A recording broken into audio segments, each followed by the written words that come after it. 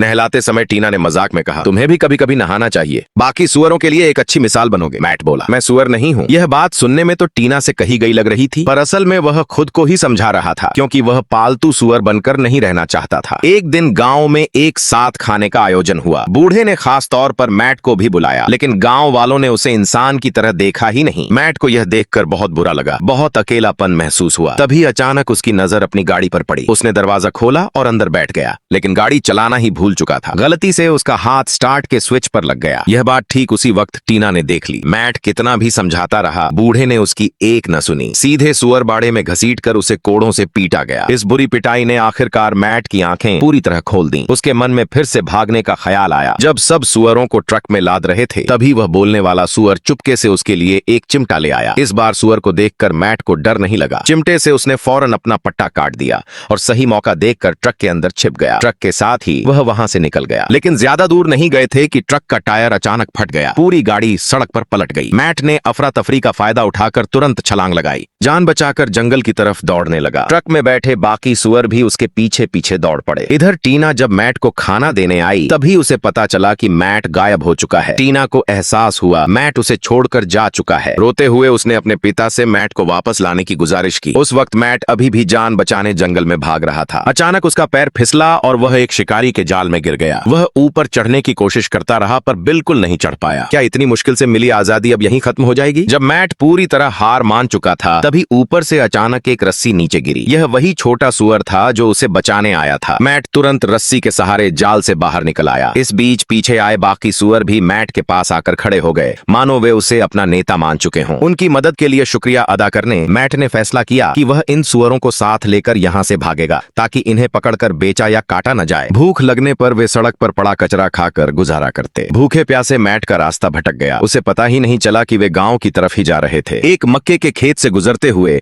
उसे अचानक टीना के पिता जमीन पर तड़पते हुए दिखे। असल में बूढ़ा उसी को ढूंढने निकला था, लेकिन गलती से उसके पैर में चोट लग गई थी। मैट ने बहुत सोच विचार के बाद आखिरकार आगे बढ़कर मदद करने का फैसला किया। बूढ़े को सहारा देकर वह उसे वापस गांव ले आया और मन ही मन एक बार फिर से कैद होने के लिए भी तैयार हो गया। लेकिन इस बार बूढ़े ने एहसान का बदला बुराई से नहीं दिया, बल्कि वहीं टीना की शादी इस नेकदिल लड़के से करवा दी और अपना सुअर फार्म भी उसे सौंपने का फैसला किया। मैट के दिल में भी टीना के लिए पहले से ही एक अलग सा जुड़ाव बन चुका था। बिना किसी अपमान या कैद के वह यहीं रहकर एक नई जिंदगी शुरू करना चाहता था। आखिरकार बूढ़े की मौजूदगी में दोनों ने एक खुशहाल परिवार की शुरुआत की।